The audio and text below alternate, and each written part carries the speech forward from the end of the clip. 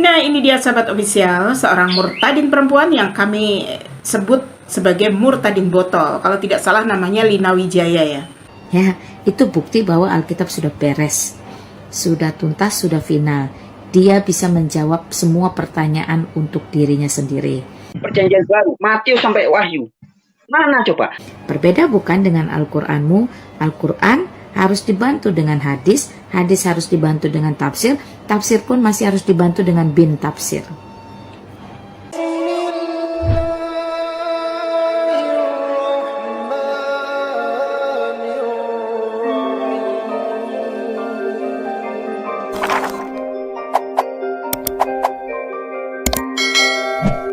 Assalamualaikum warahmatullahi wabarakatuh sahabat official. Kami menghimbau dan mengingatkan berhati-hatilah dalam menggunakan sosial media karena banyak bertebaran video-video yang dibuat oleh para murtadin botol yang tidak memahami kitab Al-Quran itu sendiri sewaktu dia masih dalam Islam. Setelah murtad karena urusan perut dan urusan di bawah perut, aku yang pengen kamu berlebih-lebihan. Maka aku bilang aku takut makin sayang sama kamu. Aku tuh sayang loh sama kamu loh, Jan. Bener. Biarpun orang ngomong apa, aku nggak peduli. Kan aku yang tahu diriku, aku yang tahu kamu. Maka aku kadang bingung, nggak cukupkah aku lakukan banyak hal di hadapanmu tanpa kamu minta, tanpa konfirmasi. Yang aku lakukan spontan, yang aku lakukan berencana, semua aku kasih tahu ke kamu loh. Malah menjadi penginjil dan menyesatkan banyak orang. Kalian pastinya tahu apa itu singkatan botol. Tentu itu sangat pas ya jika disematkan kepada perempuan murtadin botol yang satu ini, karena ada 3 komentarnya yang wajib kami luruskan. Segala pertanyaan di dalam Alkitab, Alkitab bisa langsung jawab. Ya, itu bukti bahwa Alkitab sudah beres, sudah tuntas, sudah final. Dia bisa menjawab semua pertanyaan untuk dirinya sendiri. Berbeda bukan dengan Al-Qur'anmu. Al-Qur'an harus dibantu dengan hadis, hadis harus dibantu dengan tafsir, tafsir pun masih harus dibantu dengan bin tafsir. Yang pertama dia berkata segala Bible sudah bisa dia jawab. Bible sudah tuntas dan final. Dia juga bisa menjawab pertanyaan untuk dirinya sendiri. Nah, orang seperti ini hanya mempermalukan dirinya sendiri pastinya, karena dia juga menelanjangi kebodohannya sendiri dari agama beserta kitab yang diimaninya. Karena itu justru merupakan sebuah kebodohan yang ia pamer-pamerkan. Karena saat murtadin botol ini ditanya kapan Yesus akan mengembalikan keledai yang dipinjamnya, pastinya dia akan langsung bersembunyi di belakang mimbar. Sementara dia mengatakan bahwa sudah tuntas, sudah final. Dia bisa menjawab semua pertanyaan untuk dirinya sendiri. Alkitab sudah bisa menjawab segala pertanyaan dari dirinya sendiri. Ternyata malah 100% tidak bisa ia buktikan. Kemudian yang kedua, dia mengatakan bahwa Alkitab sudah sempurna tanpa tafsir. Saat murtadin botol ini ditanya nih tentang Lukas pasal 19 ayat 27 nih, artinya ayat final tanpa tafsir. Padahal Yesus mengajarkan teror pada agama lain.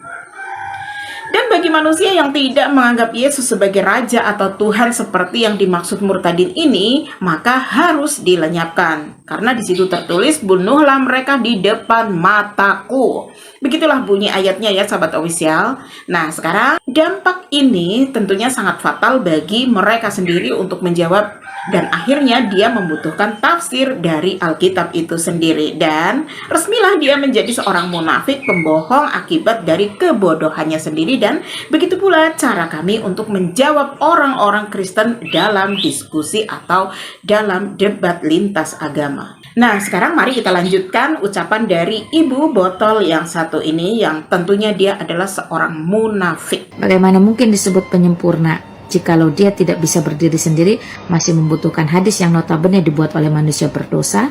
Kemudian ini pun harus dibantu tafsir lagi oleh manusia yang berdosa, dan bin tafsir lagi oleh manusia yang berdosa.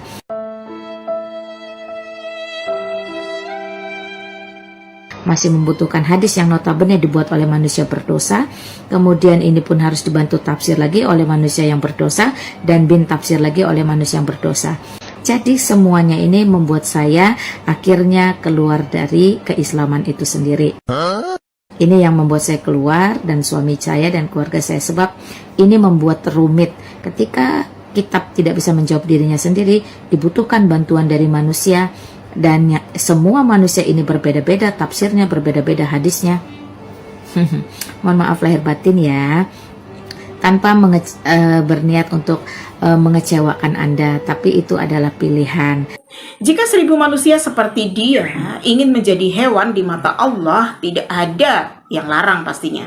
Tidak ada kerugian dan tidak ada beban dalam Islam. Sungguh Allah itu tidak rugi. Di akhir zaman nanti, jika Allah memisahkan Islam dari orang-orang munafik seperti dia, pastinya beginilah prosesnya.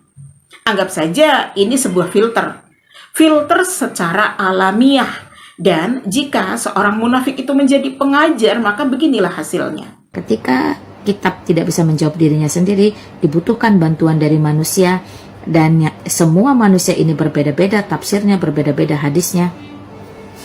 Nah, sahabat-sahabat official, biar kami jelaskan ya, semoga video komentar kami sampai kepadanya. Ibu botol cuka ini mengatakan bahwa kitab tafsir atau hadis dibuat manusia berdosa, sementara dia lupa bahwa kitabnya Markus, Matius, Lukas, dan Yohanes juga dibuat oleh orang-orang berdosa yang tidak dikenal pada zaman Yesus, yang tidak pernah hidup pada masa Yesus.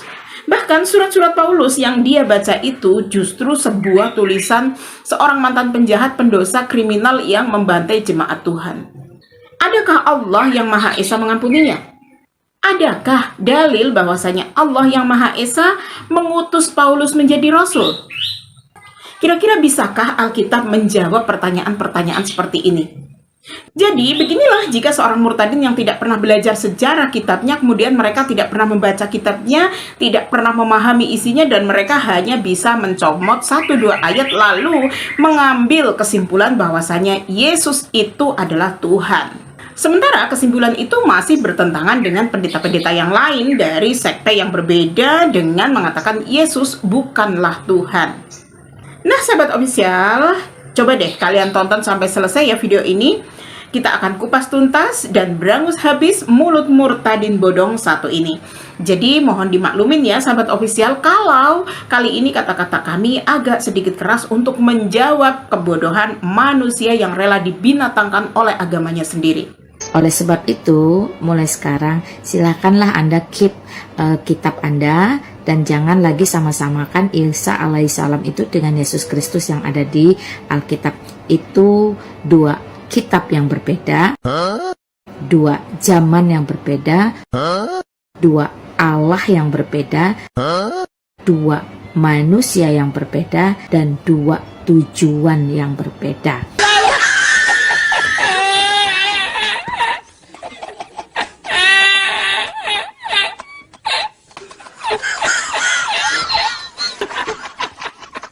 Oleh sebab itu, yuk kita sudahi perbantahan ini. Jangan lagi sama-samakan. Simpan Isa alaihissalamu dengan kitab sucimu. Dan saya mengimani, meyakini, mempercayai bahwa tidak ada keselamatan di luar Tuhan Yesus Kristus. Sebagai umat Islam, kami pun bersyukur pada Allah Subhanahu wa Ta'ala, karena dengan mudah kami bisa menjawab dan memperlihatkan, mempertontonkan, menelanjangi kebodohan Anda di media sosial ya, Lina Wijaya. Orang munafik itu memang bebas berkata-kata dan berbicara karena mereka tidak ada akhlaknya, tidak ada akalnya.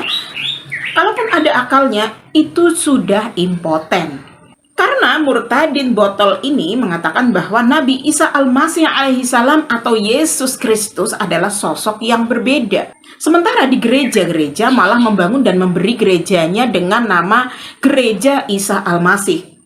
Nah, di sini kita bisa menentukan kualitas otak murtadin yang satu ini ya, sahabat official. Jadi tidak salah ya kalau kami memberi gelar ibu botol ini sebagai ibu munafik yang mengatakan bahwa Isa Al-Masih atau Yesus adalah dua kitab yang berbeda, dua zaman yang berbeda, dua Allah yang berbeda, dua manusia yang berbeda, dan dua tujuan yang berbeda.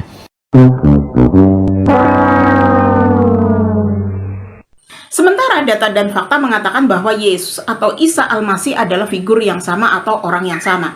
Jadi siapa yang salah? Apakah para pendeta dan ratusan jemaat Kristen yang sudah membangun gerejanya dengan nama Gereja Isa Al-Masih? Apakah penerjemah Bible sudah salah menulis kitabnya dengan nama Isa Al-Masih? Sebenarnya, mana yang benar nih? Ratusan orang Kristen atau ibu murtadin botol cuka satu ini yang akhirnya berada dalam dilema keterbelakangan akal. Jadi sudah jelas ya sahabat ofisial bahwa tujuan murtadin botol yang satu ini sebenarnya ingin menghentikan perdebatan. Tetapi sayangnya dia hanya bermodal keterbatasan ilmu dan keterbelakangan akal.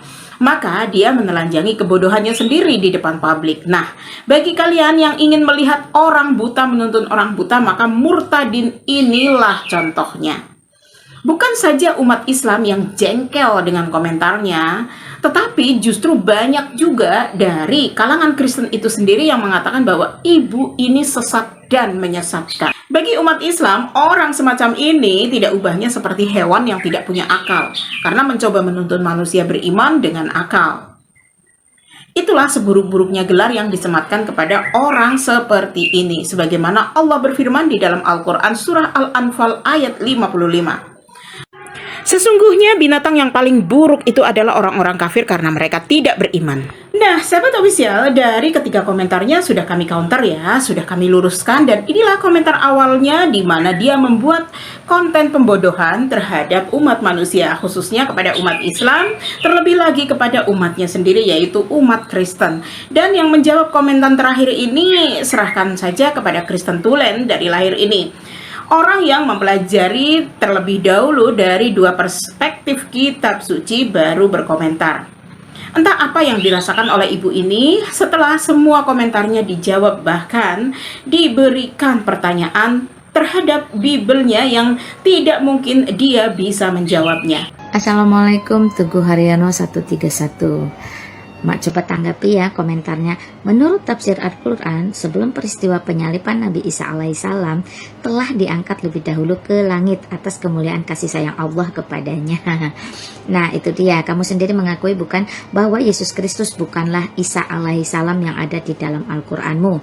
Alkitab, Perjanjian Lama, Kejadian sampai Perjanjian Baru, Kitab Wahyu, itu semuanya sudah beres, sudah tuntas, sudah clear, sudah final, tidak membutuhkan bantuan kitab-kitab lain. Apalagi ada istilah disempurnakan, itu omong kosong. Sebab dari Kejadian sampai Wahyu, benang merahnya hanya satu, menceritakan tentang Allah yang akan nuzul ke dunia menjadi manusia, yaitu Yesus Kristus. Bukan. Karena begitu besar kasih Allah akan dunia ini, maka Allah menjelma menjadi manusia seperti katanya pendeta Gilbert Lumoendo. Dari Kejadian sampai Wahyu, benang merahnya hanya satu, menceritakan tentang Allah yang akan nuzul ke dunia menjadi manusia, yaitu Yesus Kristus. Tidak ada ajaran Alkitab Allah yang maha kuasa menjelma jadi manusia. Itu tidak ada, teman-teman. Itu halusinasi, sahibul ngibul hikayat. Allah yang akan nuzul ke dunia menjadi manusia, yaitu Yesus Kristus. Tujuannya Injil Yohanes bukan untuk membuktikan bahwa Yesus itu Allah yang maha kuasa. Tapi pendeta-pendeta nyomot ayat Injil Yohanes untuk membuktikan, loh ini Yesus adalah Allah yang maha kuasa. Mana? Ini buktinya. Yohanes 10 ayat 30. Aku dan Bapa adalah satu. Loh, berarti Yesus adalah Bapa. Gondolmu peang.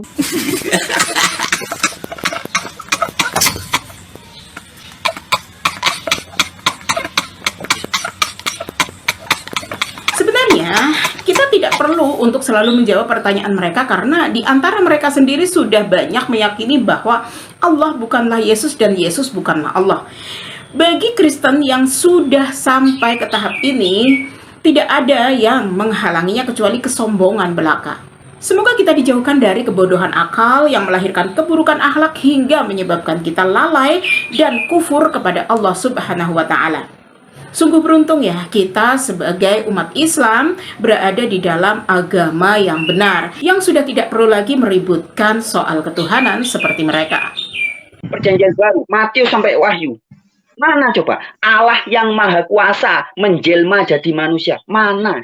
Tidak ada. Dari Kejadian sampai Wahyu, benang merahnya hanya satu, menceritakan tentang Allah yang akan nuzul ke dunia menjadi manusia, yaitu Yesus Kristus. Allah menjadi manusia katanya. Itu ajaran dari mana juga? Juga Romo Deso ya di channel YouTube-nya itu. Misteri Allah menjelma jadi manusia. Ya misteri gondelmu peang.